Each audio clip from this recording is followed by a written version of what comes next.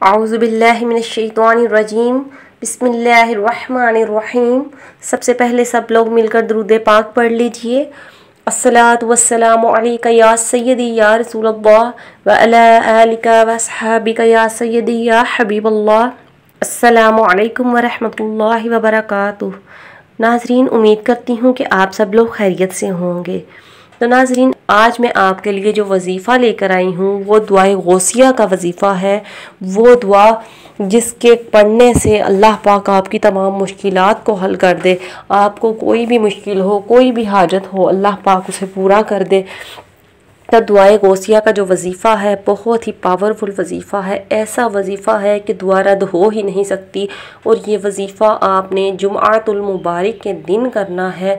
जुम्आ के दिन आप ये वजीफ़ा ज़रूर कीजिएगा। इंशाअल्लाह ताला इसकी तमाम बरक़ात से आप फ़ायदा उठा सकेंगे। तो नाज़रीन, जुम्आ के दिन कोशिश किया करें कि ज़्यादा से ज़्यादा दुरूद पाक पढ़ा करें। दुरूद पाक पढ़ने की बहुत ज़्यादा फजीलत है। और ख़ास जुम्आ के दिन हुज़ूर पाक अलैहिस्सलातु वस्सलाम जो भी बंदा दुरूद पढ़ता है उसका दुरूद पाक खुद सुनते हैं। तो नाज़रीन, जुम्आ के दिन सारा दिन में कोई ऐसी घड़ी होती है कि अल्लाह पाक आपकी दुआ कबूल कर लेता है। इसलिए सारा दिन में ज़्यादा से ज़्यादा दुरूद पाक पढ़ा करें और दुआ किया करें। आप किसी भी मुश्किल में है, किसी भी परेशानी में है, अपने दिल में अपनी दुआ को रखा करें ताकि अल्लाह पाक उस मुबारक घड़ी में आपकी दुआ कबूल फरमा सके। और दुआए गौसिया एक ऐसी दुआ है कि आप यकीन नहीं करेंगे कि इस दुआ से आपकी तमाम मुश्किलें हल हो जाएंगी। वैसे तो हर बंदे को दुआ मांगनी चाहिए। दुआ आप ज़रूर मांगा करें। आप नमाज़ पढ़ें, आप कोई महफ़िल गिराएं, आप कोई ज़िक्र करवाएं, आप चाहे कुछ भी करें। बैठकर आप जब भी ऐसा कोई नेक अमल करें, बैठकर कोई महफ़िल में बैठे हैं, किसी नात ख़्वानी में बैठे हैं, किसी ज़िक्र में बैठे हैं या नमाज़ पढ़कर फारिग हुए हैं, तो आप नमाज के बाद दुआ छोड़कर बिल्कुल मत उठा करें। लाजमी दुआ मांगा करें क्योंकि दुआ जो है वो इबादतों की मग़ज़ है। इसलिए आपको अगर फ़ायदा उठाना है इबादतों का तो दुआ ज़रूर किया करें। दुआ के बगैर ना उठा करें। चाहे आप थोड़ी सी दुआ क्यों ना मांग लें, अगर आपको ज़्यादा जल्दी है तो आप थोड़ी दुआ मांग लें, लेकिन आप दुआ ज़रूर मांगा करें क्योंकि दुआ इंसान की तकदीर को बदल देती है। दुआ जो होती है वो इंसान की बहुत सी हाजतें मकबूल करवा लेती है। इसलिए दुआ को कभी मत छोड़ा करें। हुज़ूर गौसे आज़म रहमतुल्लाह अलैह भी दुआ मांगा करते। वो अपने लिए दुआ मांगा करते, हुजूर पाक की उम्मत के लिए दुआ मांगा करते और अल्लाह पाक से रो रो कर दुआ मांगा करते और अपने गुनाहों की तौबा करके दुआ मांगा करते। हालांकि वो कोई गुनाह नहीं करते थे।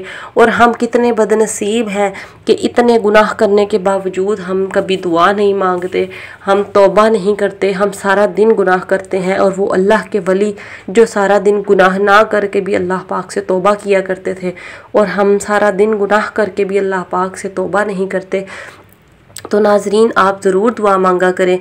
हुजूर रहमतुल्लाह अलैह जब दुआ मांगते तो रो रो कर दुआ मांगते, इस कदर रोते कि आपकी दाढ़ी मुबारक गीली हो जाती। और जब प्यारे आका अलैहिस्सलातु वस्सलाम दुआ मांगते थे वो भी इसी तरह मांगते थे। और वो हमेशा दुआ अपने उम्मत के लिए मांगते थे और अल्लाह पाक से रो रो कर दुआ मांगते थे। गारों में सजदे कर कर के हमारे प्यारे आका अलैहिस्सलातु वस्सलाम हमारे लिए दुआएं मांगा करते थे। तो आप लोग भी ज़रूर दुआ मांगा करें, दुआ को बिल्कुल मत छोड़ा करें। और आपको कोई भी हाजत पेश आए तो ये दुआए गौसिया पढ़कर दुआ मांगा करें।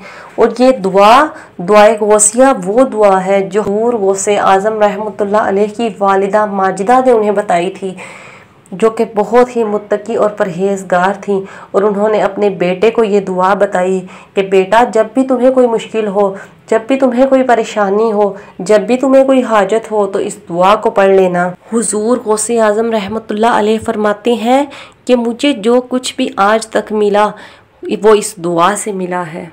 और आपने ये दुआ अपने मुरीदैन को भी सिखाई कि जब भी तुम्हें कोई हाजत पेश आए तो इस दुआ को पढ़ लेना। तो आप सब लोग भी इस दुआ को नोट कर लीजिए कि आप में से किसी को कोई भी हाजत हो वो इस दुआ को पढ़े जो आप सामने स्क्रीन पर देख रहे हैं। मैं आपको पढ़कर भी सुना देती हूँ। सबसे पहले आपने बिस्मिल्लाहिर्रहमानिर्रहीम पढ़नी है और दुरूद पाक लाजमी पढ़ना है अव्वल आखिर। और आपने फिर ये पढ़ना है, और वो दुआ ये है, अल्लाहु काफ़ी कसत्तुल काफ़ी वजदतुल काफ़ी लिकुल्ली काफ़ी कफ़ानिल काफ़ी वलिल्लाहिल हम्द। एक बार फिर से सुन लीजिए। अल्लाहु काफ़ी, कसत्तुल काफ़ी, वजदतुल काफ़ी, लिकुल्लिन काफ़ी, कफ़ानिल काफ़ी, वलिल्लाहिल हम्द। ये दुआ आप नोट कर लीजिए और इस दुआ को आपने बिल्कुल भी भूलना नहीं है, बल्कि आप छोटी सी दुआ है याद कर लीजिए। जब भी कोई मुश्किल हो, जब भी कोई हाजत हो, इस दुआ को पढ़िए। अल्लाह पाक इस दुआ के सदके आपकी तमाम मुश्किलें हल फरमाए। दुआ आपने जुमातुल मुबारक के दिन 50 मरतबा पढ़नी है। 50 मरतबा पढ़ कर अल्लाह पाक के आगे अपनी हाजत पेश करनी है और इंशाअल्लाह ताला गौसे पाक रहमतुल्लाह अलैह के वसीले से अल्लाह पाक आपकी दुआ कबूल व मंजूर फरमाएगा।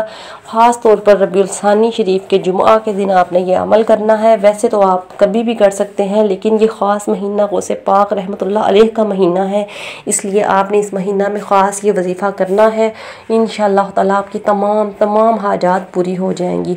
अल्लाह पाक आप पर अपना ख़ास करम फरमाए। अल्लाह पाक आपको अपने घर की हाज़िरी नसीब फरमाए और प्यारे आका अलैहिस्सलातु वस्सलाम का दीदार नसीब फरमाए।